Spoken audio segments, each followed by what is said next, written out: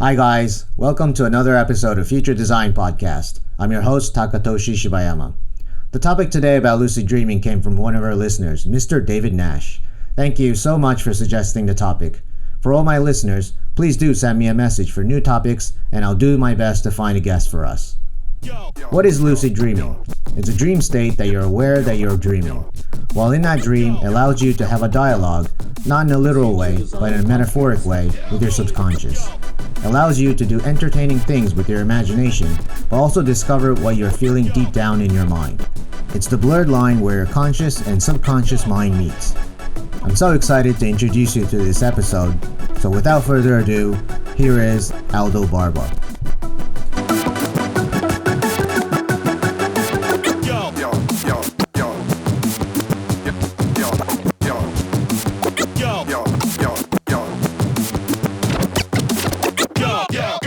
Future Design Podcast. Well, thank you for being on the show, Aldo Barba. It's a very fascinating topic, this lucid dreaming. I always wanted to cover it. So thank you, firstly, to be on our show. Thanks to you. I'm so happy I'm here talking with you. And I really appreciate this opportunity to speak about this topic, which I love. Yeah, and the topic about dreaming in general, it's such a complicated topic, and neuroscientists right now are trying to understand how their brain works, especially during dreaming. And you are a trainer of lucid dreaming, which you can be conscious while you're dreaming. And some people say that you can fly, you can have sex while you're dreaming to whoever you want, or even touch upon the deeper voices of yourself, so you can go through a personal trauma that you're going through and many other issues. So this is something that I think that is really great for our podcast, because we talk about how to deal with our inner selves. Now, before we go on to these topics, could you tell us, for the audience, who is Aldo Barba? Yes, I consider myself a lucid dreamer. I'm a lucid dreamer by accident. I started this journey like 6 years ago, traveling around. One night I suddenly had a lucid dream, which I had no idea what was it. And at the next day, I woke up searching what happened to me. And then I became a lucid dreamer because I realized this topic, it was learnable, and it was something you can aim for, and you can like become really sharp at this technique, at this ability that everyone has. So I decided to quit my natural work. So I'm not I'm an employee. I'm doing this like 100% of my time, which I love. I have a podcast. Maybe that's why or how you contacted me or searched me. But why? I mean, what's the reason that I decided to change my natural work to this a kind of different kind of work? It's because somehow I decided that my mission was to help people to find what their mission was and help them to live their full dreams, like even if they're awake or even if they're in dreams. So I decided to switch, and now here I am helping other people, or at least I like to think I help people. People who actually dream and remember about their dreams, I kind of find that they're quite intuitive people. And can you tell me a little bit more about yourself in terms of your background? You seem like a very artistic person as well, so maybe that also helps. Just tell us a little bit more. Yeah. Well, I study civil engineer, so I love mathematics. I kind of think of mathematics as somehow the truth about everything, like some kind of law. And I was in love with, I'm still in love with mathematics, because all the fields around it, it's so, for me, it's like something super gothic kind of stuff, you know? So I was working, and I eventually get tired of working, man, you know, because for me it was like I didn't feel that kind of work, like working like a 9 to 5 job, was doing something to the world, and I knew there was something else over there, and I knew that my soul wanted to be like not free, but in an easygoing way. And so it was pretty hard. It was pretty hard, and I'm pretty sure many people feels like that when they're trying, especially these kind of abilities that are not so conventional, because you you cannot talk these kind of topics to everyone, because they will like think, what is he talking about, because he's talking about having superpowers. Is that for real? And well, it's for real, and it's super crazy, and you get like what will everyone will think, and this kind of practices helps you in avoiding that kind of stuff, and helping you like everything what's happening to you, it's what's important at the end. At the end. And so as a matter of fact, this ability helped me. So I find out that this was a way to help other people in whatever way they were suffering. I found out that this ability or this practice can help you overcome that suffer, and actually live the dream that you want to live, which is my main mission, my purpose in life, which not only I decided, but I found it out. Yeah, there's definitely a true sense of meaning when you're in service with to others, and I also get that from this podcast as well, because I talk about philosophies and ethics through using different technologies and trying to be a more spirited soul. And for you, when you had this epiphany that lucid dreaming is something that you want to go on about, be a trainer in lucid dreaming and become your passion work. What was it that really drove you to feel that lucid dreaming specifically is the one that you want to go after? What was it?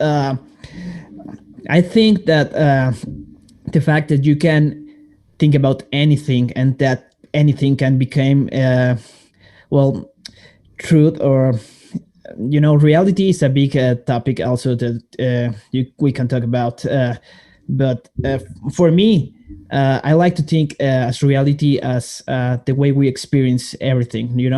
If we experience something like our mind, it's in our head, that will be our reality. And if we experience something else totally different, that will be a reality. And I like to think that that infinity, like that million options, which is not million, it's infinity actually, that you can choose from, and you can experience like many things without being attached to the common reality we are normally used to experience.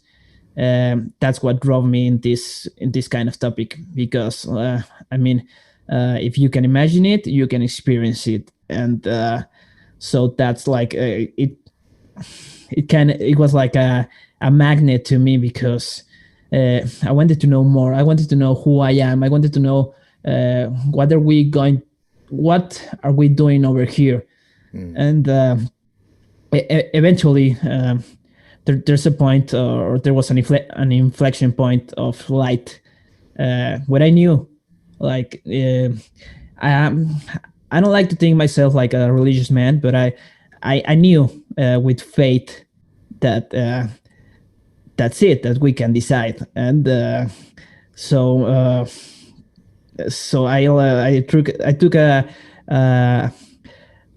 like that step, but like it was not a blind step, because I knew it, man. And so I knew there was no wrong decision in doing this. And so So I did it, and Yeah, that's great. Yeah, and I like the point about reality because, what we perceive as reality is all in our mind, right? So let's say we're doing like an extreme sports, you're snowboarding down an extremely high, mountain, extremely steep, and you think some people might think it's dangerous. Some people might think this is super exciting, but that shapes your world that you're actually seeing. This massive, 50, 60 degree down, with covered with snow and looks a bit rocky everywhere. But that's the world. That's the actual, material world. But the psychological world that you live in is either dangerous or fun. And I think that's kind of how reality is being shaped around us. And even when we're in this kind of dream state, or you can say altered state of consciousness, is that what you're seeing in your mind is all actually reality to you. And that's very unique to you. And then that's how you kind of live with your life. And I think that really going deep inside of your subconscious and understanding what are you perceiving as reality is something to really look into, in a kind of microscopic way, and figure out how you're feeling. And I think that's a really interesting topic that you're really talking about, because a lot of people go through different types of traumas or desires in their life, and we need to kind of face them. And I think that's a really noble thing that you're trying to do. But can you tell me, in your first experience, when you actually became lucid in your dream, what did you actually feel? What was the experience that you had? yeah, of course, I can tell you. The first experience was in a beach. I was like in the sand, like it was like kind of a party, and then eventually I was hearing like an alarm in the background. This alarm was like something is happening. What's happening?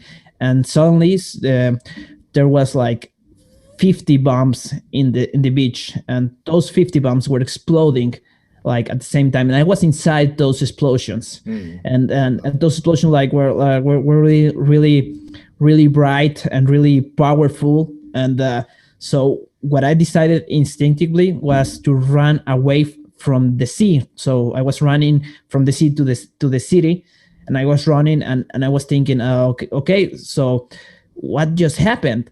I was inside like these big explosions, and I must be like my body parts must be torn away. And I was touching my face, I was looking at my arms, and nothing happened to me. And I was like, okay, so why nothing happened to me? Like I'm touching my face, everything's complete, I'm seeing my arms, like my hands, and nothing has happened to me, like not even a scratch. So I, I started thinking and thinking, and the only conclusion I got, uh, because I was seeing my body like complete, it was like, okay, this must be a dream, because if I was inside those big explosions, this must be a dream. So if this is a dream, I can do anything I want. So if I can do anything I want, then I can fly. I must fly if I like start flying. No, so I literally jumped, and I tried to fly, and I was flying like seconds later, uh, through the sky. And once I was like kind of above, really, really, really far away from the ground. uh, I kind of my jet, like I was flying like if I was like a body plane, started slowing down, and I was falling again to the ground. So when I was falling, okay, what's happening? And the jet like kind of started again, but then it stopped again, and then I woke up in my room, in my bed, and that was it. It was like a really, really, really small experience. But what I love about this thing, it's not about the length. It's more about what's happening inside of you. So this experience, which was indeed really small for the kind of experience you can have when you know how to lucid dream, uh, it opened myself really, really, really, really, really, really big, because if you ever spoke me like before that kind of experience about, okay, you can control your dreams, you can do anything you want, like you even can fly. For me, like, yeah, you're crazy, and I will tell you like 100 times, you're crazy, you're crazy. Maybe you remember your dreams, but you can't control your dreams, you know. But when I experienced it firsthand, uh, I realized that this was true, and it changed my mind completely, and not only my mind, but my life completely, because uh, those experiences are achievable, those experiences are learnable. And the following week, I decided to search more about this topic, and I had the second lucid dream experience 3 days after that experience. So this was for me like a great breakthrough, because okay, so you don't have to do a bachelor degree about lucid dreaming to start experiencing these kind of experiences. Yeah. So it was pretty fun, also pretty fun. Yeah, I think there's definitely a real fun element to it where you can fly around and do everything of your desires in your dreams. But also at the same time, you are doing this as a trainer, and you're probably working with people who have different types of mental issues or certain desires that haven't come to fruition. Many things that people are kind of holding down in their deep subconscious and trying to bring them out. And I think, probably nightmares, you can tell me if I'm wrong, but might be a manifestation of certain fears that you have in your life, or certain unmet desires. I could give you my example once, and it's not a lucid dream, but I was kind of in the city as well, and I was seeing this airplane take off, and I was thinking the airplane's angle of taking off doesn't seem right, and all of a sudden it started to shoot up into the sky, and then it crashed. It came coming down, and and I knew it was going to crash on me, so I had to like run away, and I hid somewhere and did crash, and then all the parts were flying everywhere, and I thought it's going to hit me, and I started running, but then my legs can't run as well as normal, right? And I think that's quite common, because I've dreamt like this before. Like my legs are like wobbly, and it's like it doesn't have the power to do it. And I'm trying to always think about it, like, is there a meaning to these dreams? And I think throughout time in history, there's many people who talked about dreams as a manifestation of certain things, and they try to put, like ancient Egyptians were saying, they were saying this and this and these represent certain desires, or this and this and this represents like fears. I'm sure there's a lot of studies done around that, but I guess there's nothing concrete about it. But through your experience, what are the things that you found that people have been dreaming that can be somewhat of a commonality amongst them? Okay, so through my experience, every dream has a message, and every dream it's interpretable. So you can find the meaning of that dream, but every dream must be interpreted by the person who dreamed it, the dreamer. So it's actually a theory which is not. All theories are not. You cannot prove them. But it's like the most common accepted theory right now, and in this kind of topics. There's no dreaming dictionary. There's no dreaming dictionary. If you ever dream about you or someone, a relative dying in a dream, or being married, or something like that, it's not the same for, like, I mean, the meaning is not the same for everyone. Sure. If we're speaking of an apple, and we ask 100 people, okay, how will you define an apple in a paragraph or in a sentence? We will have 100 different sentences. And it's even more complex with dreams. And if you allow me, I'll start speaking about some other concept, which is the subconscious. And okay, I didn't knew this, but I was thinking before, like at the very beginning, that conscious, or like our conscious mind was everything, and it's just like it's just the above layer, Yeah. because the subconscious, it's the big mama, you know. So the subconscious, it's like our fathers, like our grand, it's like everything, because it's like, have you heard about the Akashian records? No, please explain. Okay, okay, those records, it's supposed to be everything that has been experienced, like in past life, and everything that's gonna be experienced like in the future. So those records has everything. So the subconscious, or the subconscious mind, is the Akashic record. Okay, so and it's not only like that, it's a living being. It's a living being which knows you, and knows you really, really, really good. So it's actually the designer of your dream whenever you're not consciously designing it.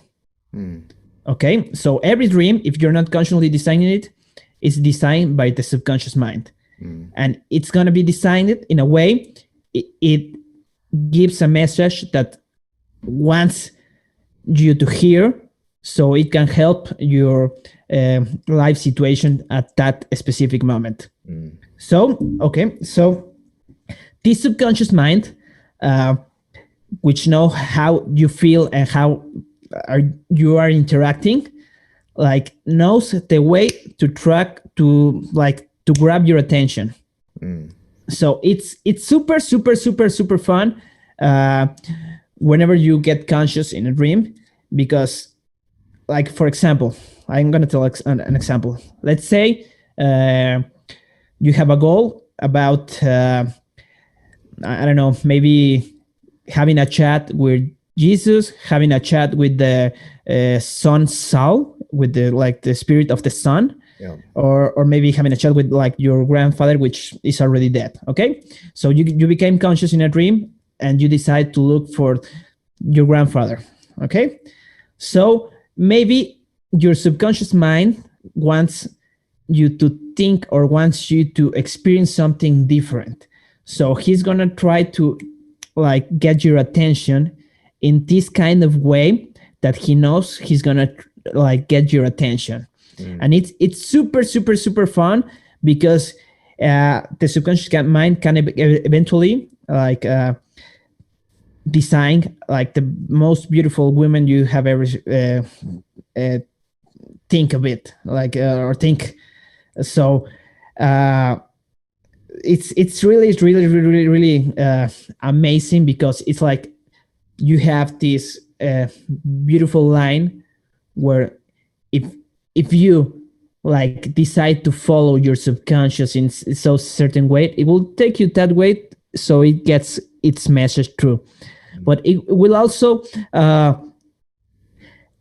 I mean, it's super, super, super, super fun, but it's also super meaning. Like, it has a beautiful meaning. And so let me get to the point, which I'm getting. uh, you may wanted to reach that goal, which was speaking to anyone. Okay, but you find out that that's not what you should be doing at that moment. You'll find out that maybe what the subconscious is showing you, it's what's best for you. And you find it out, like, even if you're conscious or you're not conscious at that moment, even if that's not, like, the lucid dream per se, like, the subconscious is going to show it.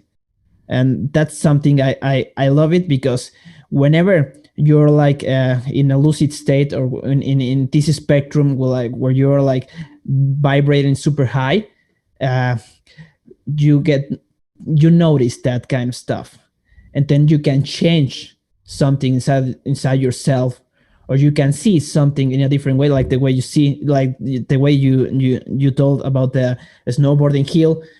You can see it like as really dangerous or something super fun, you know. So this new way of seeing things, which is shown through you, uh, it's uh, it's good to you. Like um, I like to think this as a beautiful message. As you're, I love this topic, but because you're really talking with God in a certain way, you know. And I mean, let's not get attached to any words, God or like energy, if you want to say it, or like the universe, if you want to say like, or the multiverse, if you want to say like that. But you get to that way, and something. It's like it's a full relationship. So when you let yourself being taught, you're taught fully, and that's when something happens, and it doesn't have to be like a nightmare, but it's like hugging your shadow, like the you know that kind of concept. Yeah, yeah. It's kind of more like what I'm trying to sum. If I try to sum it up, it's more like a your conscious mind is having a dialogue with your subconscious mind, but I guess the subconscious mind is really trying to tell you a message, but not in any language. It's more of a metaphoric type of way that they're trying to show you, hey, why don't you think about this, or what do you think about this, or do you want to see the world like this? I mean, it's more of a playful way. Is that what you're saying? It is a playful way, but it is super meaningful, super meaningful, and this is something I love because it helps you like in the way it has to help you. I mean, he knows, or the subconscious mind knows exactly what's happening to you. He even knows what you're thinking, like at this specific moment. So he or she or it will try its best to grab your attention because he knows you more than what you think you know yourself. And he will succeed sometimes, and sometimes he won't succeed because he lets you decide also. So it's also something that's super nice. He also lets you decide, and when he lets you decide, or it or she, it's something that has to happen, you know, and that's something.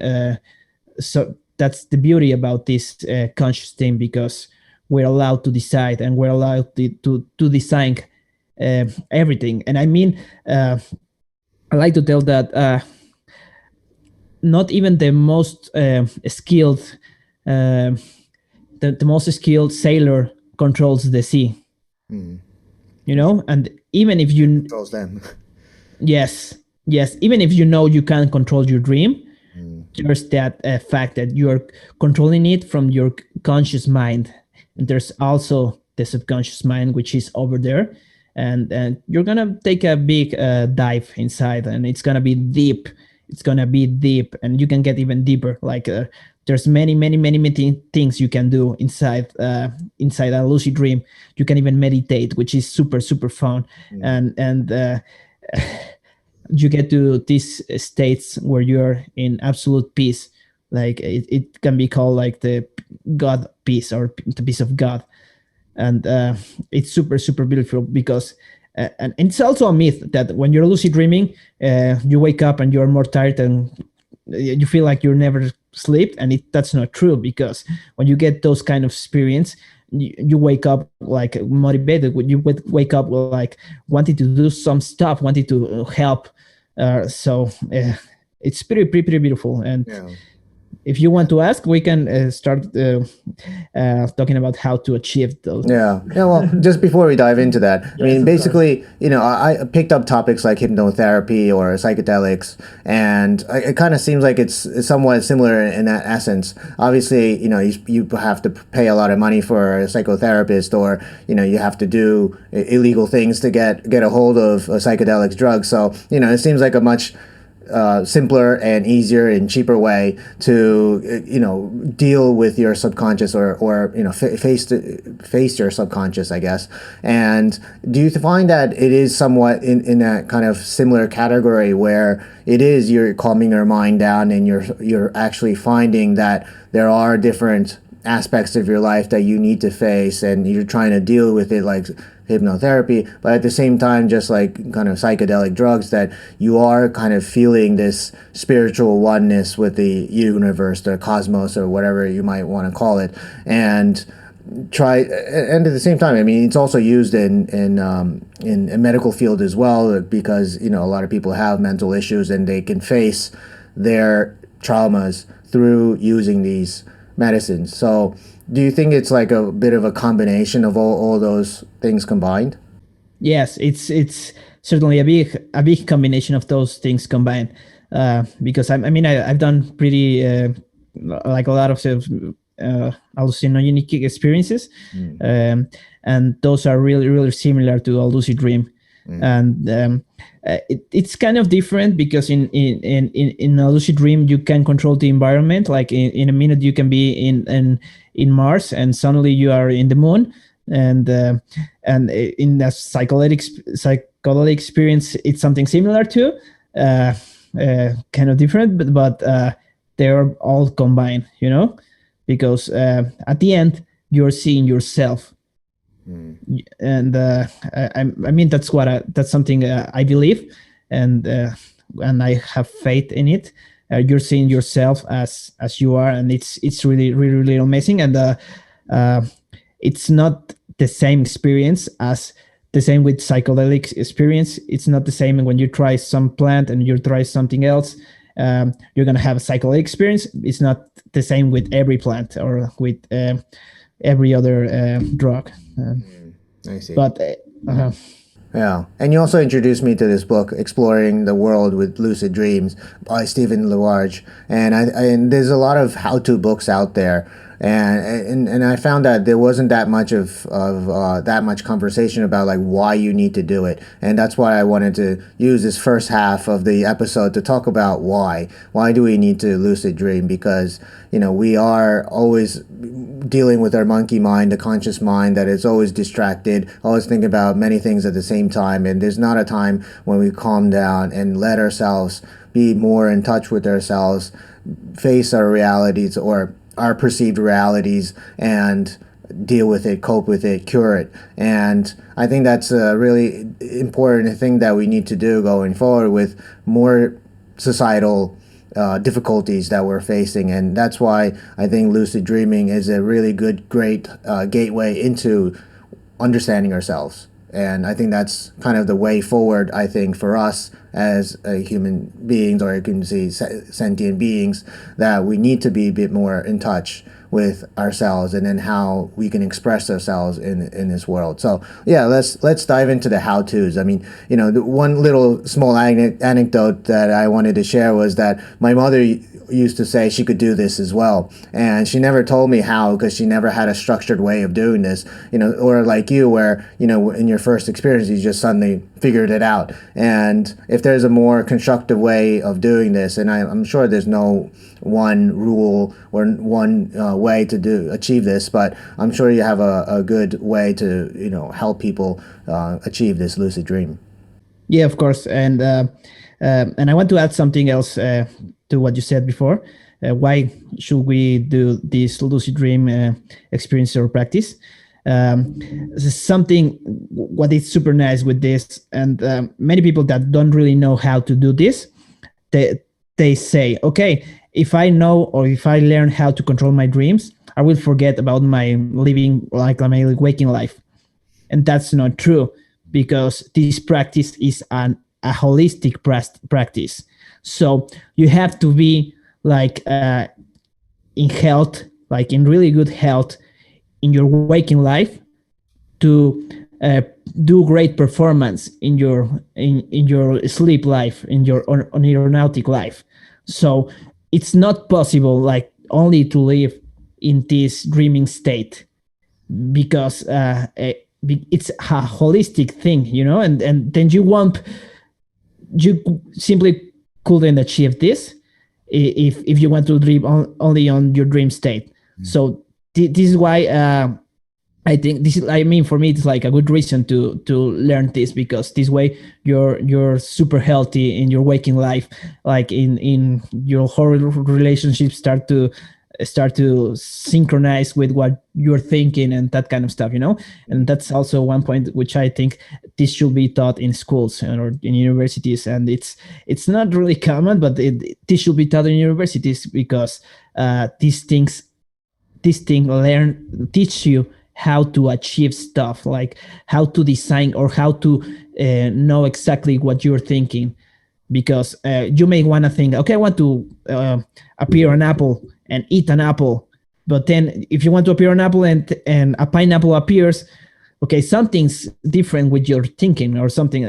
You may thought that you wanted an apple, but you wanted a pineapple, and that's like it's shown to you like in a matter of seconds. You don't need to like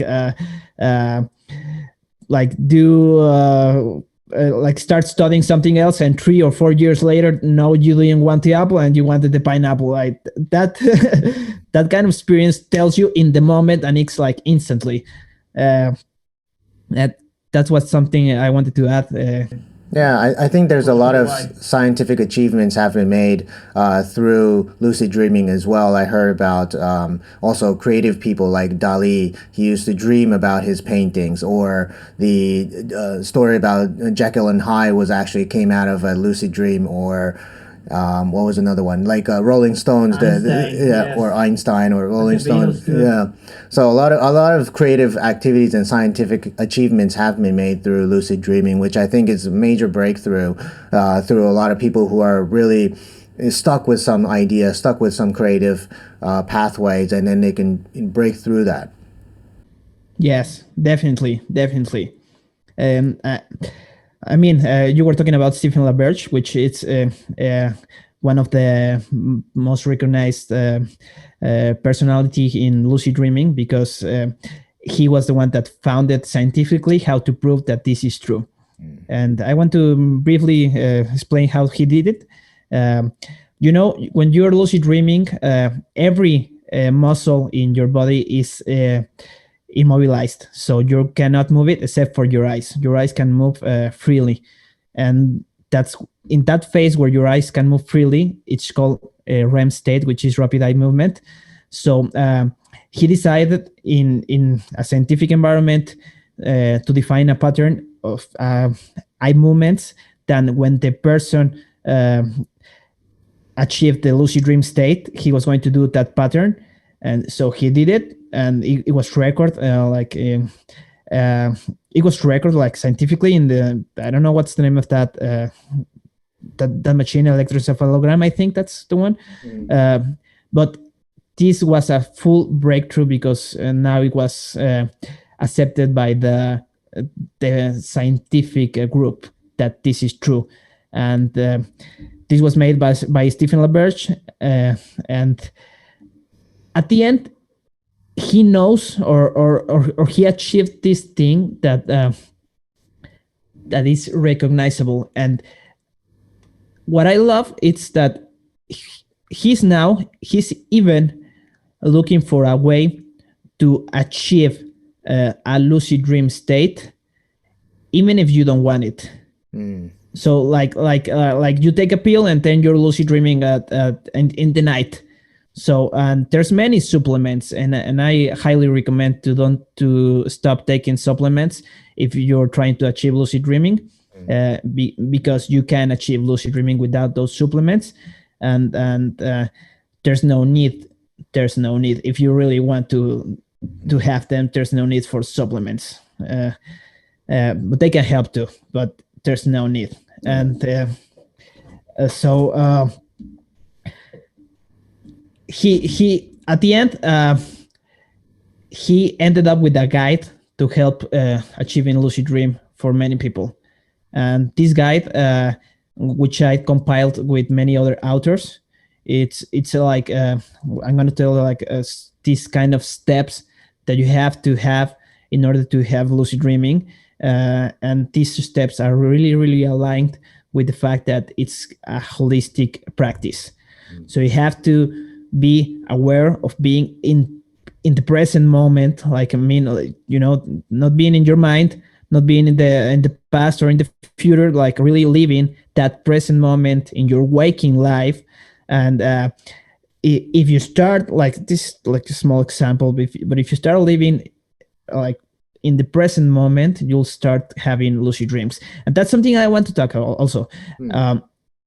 This lucid dreams state, it's more natural than you may think. So when you're a baby, it's pretty common to have lucid dreaming. Pretty lucid dreams, pretty common. And even if you're not a baby, it's super common, and it's highly probable that you had a lucid dream in the past month. So if you did not remember having a lucid dream in the past month, it may be because you don't recall your dreams. And that's a different topic.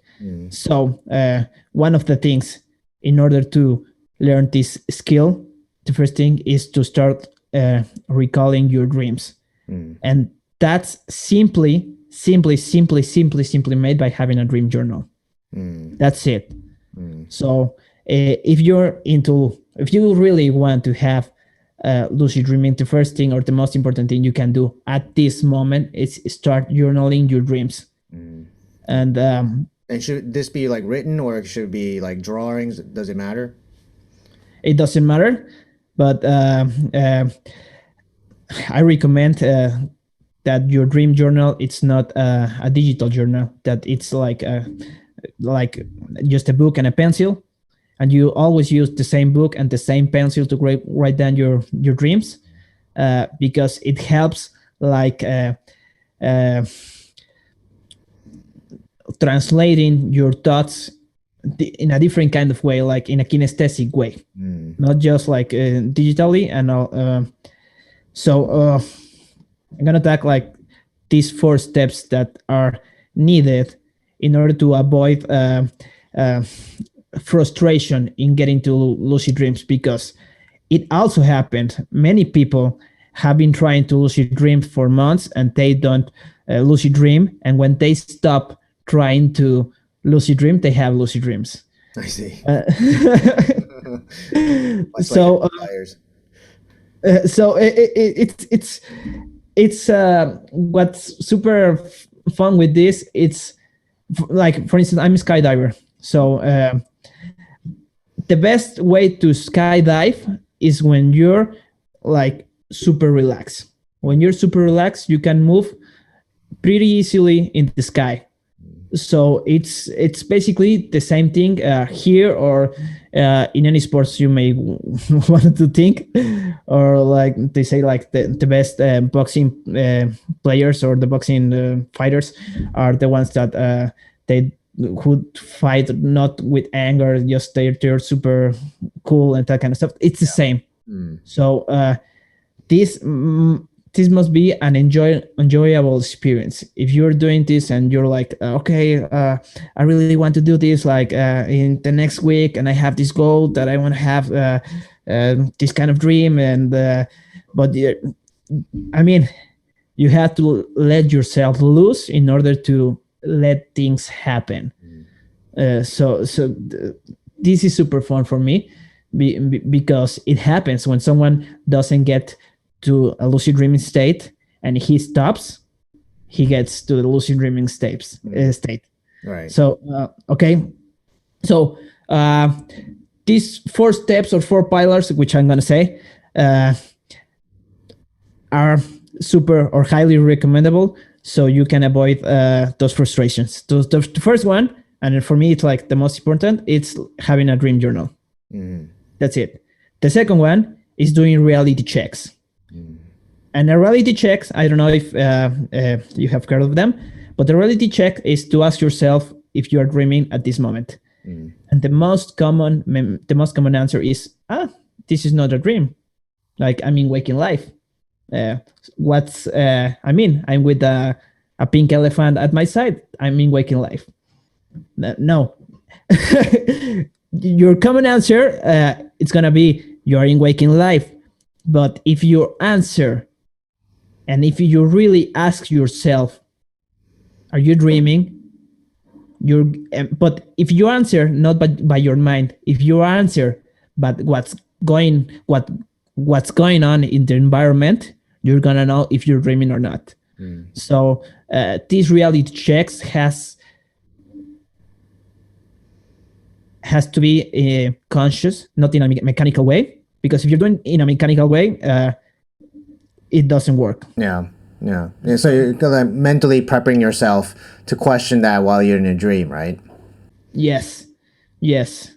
And at the end, if you did do this really often, and by really often I mean at least 10 times a day, asking yourself, am I dreaming? Am I dreaming? Am I dreaming? You're gonna ask for sure in your dream state, am I dreaming? And you're gonna find out you're dreaming, because if you answer like with honesty, you're gonna find out that you're in a dream. Like, and I mean, if you get what I'm saying, it's super easy to have a lucid dream, because make yourself a habit to ask yourself, are you dreaming? And that habit make it to be conscious. So really, really, really, really conscious, and answer by the environment, not by your mind. By the environment, what's happening in the environment, you're gonna tell. You're gonna tell. So dream journal gets you the memory recall. Reality checks gets you the habit to ask yourself and to really question yourself, where are you at that moment? And even if you're not in a dream, if you ask yourself where are you, you will find out that you can feel like freely at that moment. Because you for at least for a brief moment, when you're consciously answering, I mean, you can get that state like in more time. But when you're constantly asking it, and when you're constantly answering, you will get this state of freedom, which is super, super nice, which gets you to the holistic thing. Okay. Okay. So those two pillars, I'm missing two more. May I continue? Yes, please. Okay. The third thing, it's analyzing your dreams. So when you journal, you write down your dream, and also you have to check for the dream signs that you may find in what you write down, or in what you draw, because you may find that many of your dreams happens in like your child's house, and you find out that they happen in your child's house. That's a dream symbol, or a dream sign that is actually gelling your dreaming. It's actually gelling your dreaming. And you may find out that most of your dreams happens in a certain place, or with a certain person. Like maybe you're dreaming with Obama all the time. So that's a dream sign. And if you don't do dream analysis by looking at at your journal, you won't find out that it's a common sign, or a pattern that you can use to your favor. So and there's many dream signs, many. Like a dream sign can be like an alligator talking to you. Like of course, if an alligator is talking to you, like in English language, it may be a dream, because at least I'm not used to talking English with an alligator in my waking life.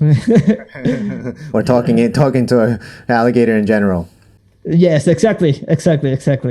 So if I take that dream that I just mentioned earlier on about an airplane trying to take off and crashing, is it, if I had to analyze it, would I say, am I trying to start something, but am I afraid that it's going to fail?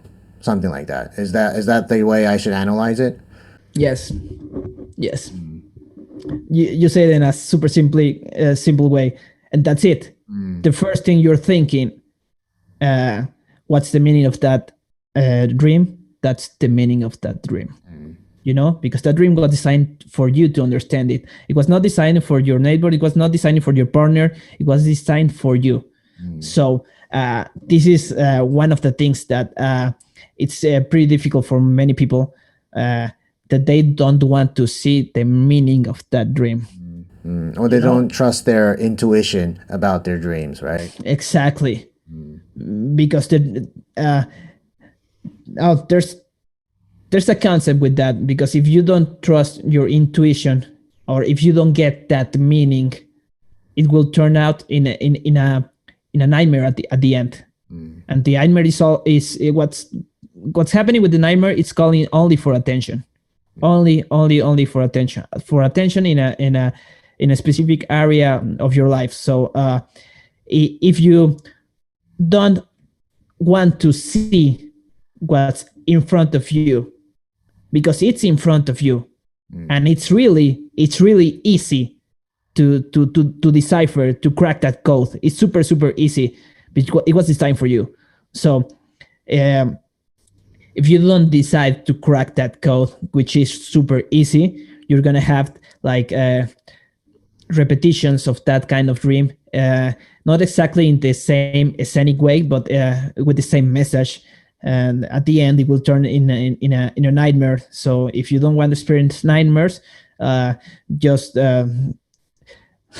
get the message, and it's super easy. The first message you were trying to you try to understand, that's the message. And some people, the dreamers which I work with, tell me, okay, I deciphered this dream, and it's this is I got this meaning. But then at the end of the day, they tell me, okay, I decided that it has another meaning. Okay, so it's that because it's better for you, like you don't want to see the other meaning, or what's the real reason? No. And I mean, you can turn everything like you can see in a different way. But if you see, I mean, it's super simple to see what's in front of you, like and the communication is super clearly straightforward. And when I mean in straightforward, it's I'm not meaning that if someone in your dream tells you like, okay, quit your job, the message is not necessarily to quit your job. Okay, but what the emotion is behind quitting your job, that's the message. The emotion they don't lie. Okay, you may this was also analyzed by Carl Jung. The message or the manifested content of your dream, it's not the message.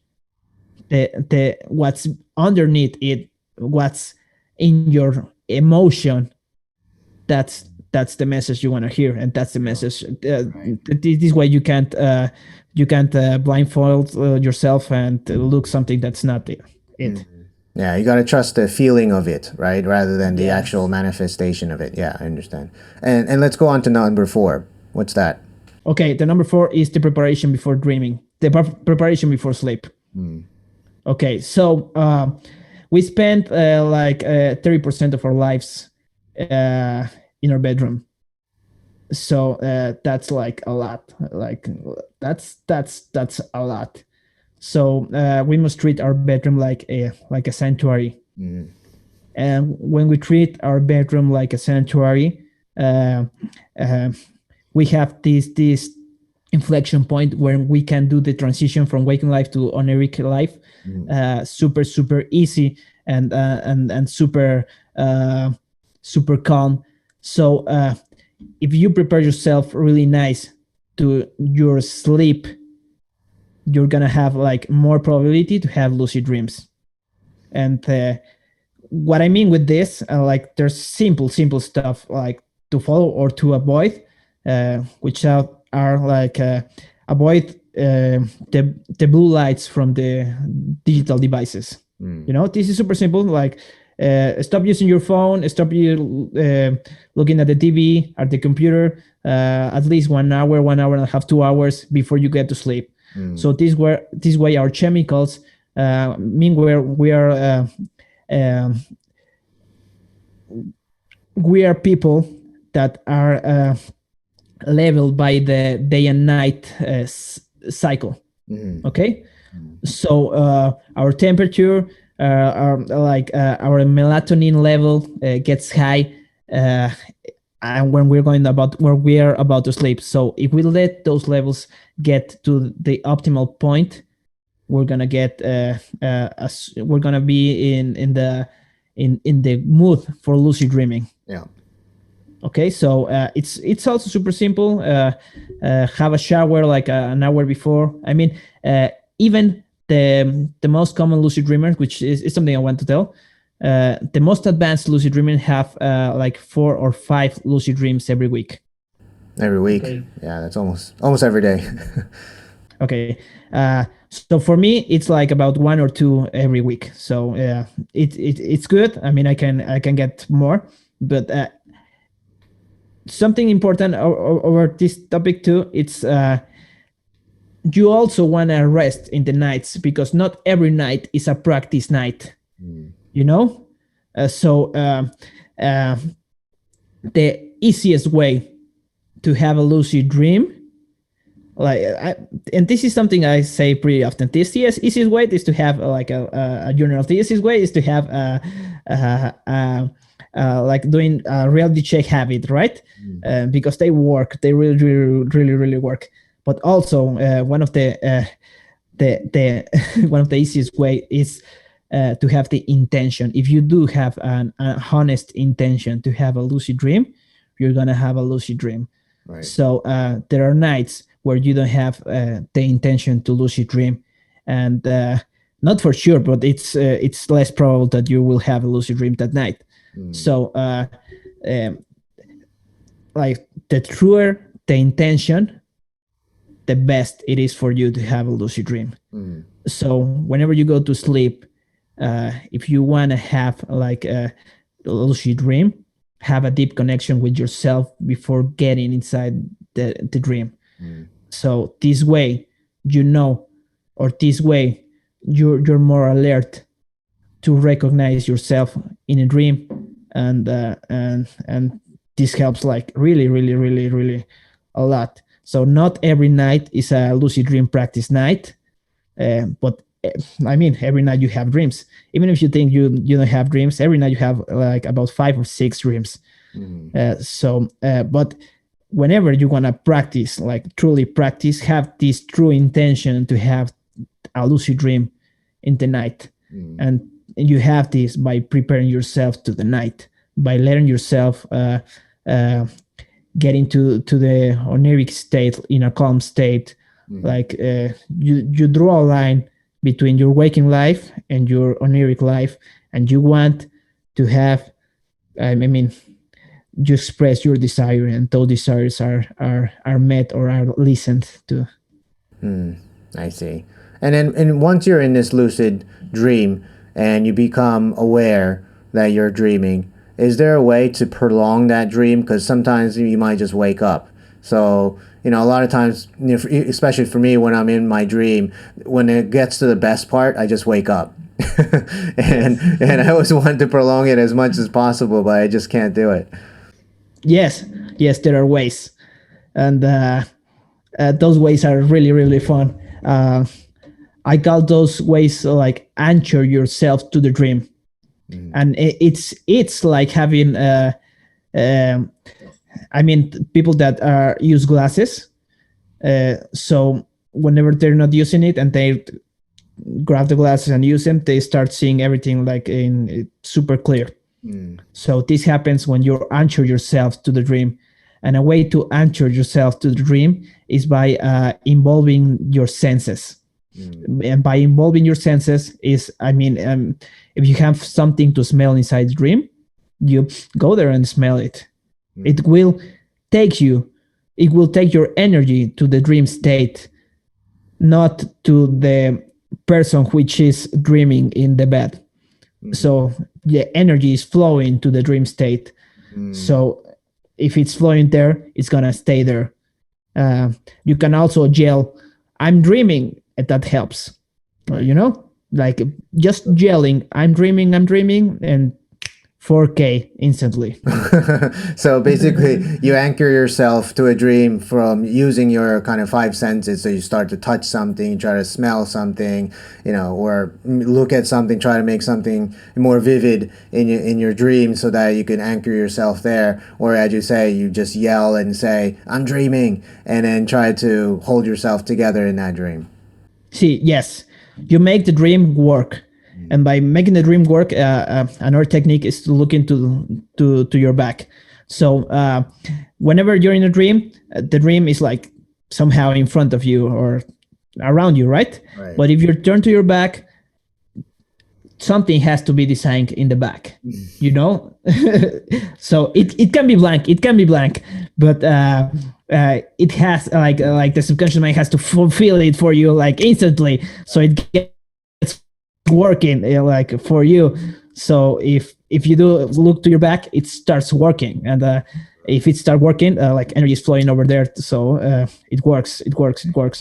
It also helps to spin. If you start spinning, whenever you stop spinning, you're gonna be like in the place where you decided. You're gonna like teleport to somewhere else. Right, I see.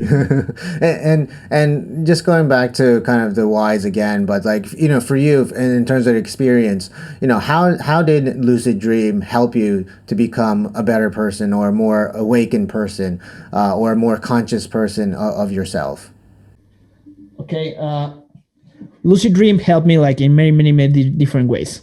Like the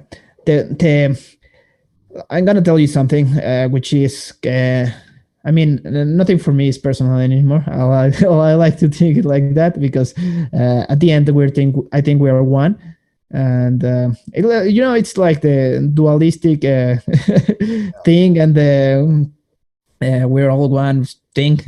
But uh, when I was younger, I thought myself as being someone with acne, acne in the face. Yeah. So what I decided one day, it was to cure myself from that acne. Okay, so I designed one dream where I was going in a mountain, and I don't know what's the word in English, but it was like a safe, a big safe, which I opened, and inside the safe there was a button. That the other button was like if I was turning off the acne for me. Right. Okay, so the following lucid dream, wherever I was, I like teleport myself to that mountain, and I went to the safe. I opened the safe, and inside the safe there was no button. It was a key in got cut away in two parts. So I like put the key together, and I just knew I had to use that key inside my body. So I put my key inside my body. I turned it like one way, and it changed my experience with the acne. Right. And there's something I want to tell over here. It's because it may be something that happens or changes like drastically from one night to another, but it also may be that your habits change, and because your habits change, I mean, what happens in your mind, it's like you decode yourself as not thinking yourself as someone with acne. Right. Like this is in a different way called biocodification. Right. So that was like something really practical that helped me in my life, but it helped me in my life like in more deeply ways, in ways that I feel love everywhere. I feel peace everywhere, and I'm actually doing something which helps my soul by feeling that I have a role here in life, and not just doing transactions which gets money inside my pocket, because that's not what I want. What I want, it's to help people live their dreams, not in waking life only, but also not in dream state only, but also in waking life. That's my dream, and I'm living it. And because I'm living it, I enjoyed this journey, and that's the way it helped. Yeah, that's awesome. And I think that more people should be dealing with these things because it is a way to access your subconscious mind and deal with a lot of the issues that we have inside of us, whether it be, negative or positive. And I think that's kind of how I want to kind of leave off this episode. I think that just try the book, read that book, Exploring the Mind with Lucid Dreaming. Not that I'm trying to advertise the book, but I think there are many other books out there that is really interesting, these how-to books about lucid dreaming. So, thank you very much for your time, and I hope to see you online. And where can people follow you so that they can find what kind of things that you're up to? Okay, people can find me at Spotify at my podcast, which is called Sueños Lúcidos con Aldo Barba. It's a podcast in Spanish. And if they want to look at my webpage, it's called lucid.center, just like that, lucid.center. And they can find many material and many stuff I like. I mean, I have a blog, I have binaural sounds, which are really nice to achieve lucid dreaming too. So they can download it for free in my homepage. And so they can find me over there. Awesome. Thank you very much for your time, Aldo. Thank you very much, Takatoshi. All right. Hi, this is your host Takatoshi Shibayama. Thank you for listening all the way to the end. Now, if you enjoyed or disliked the show, please let me know by writing in the comment section. The only way I can improve or add value to you is through your voices. If there are any topics that you would like me to pick up, please also let me know in the comments. I'd love to start chatting with you all. And if you would like to continue watching the show, please subscribe. Thank you.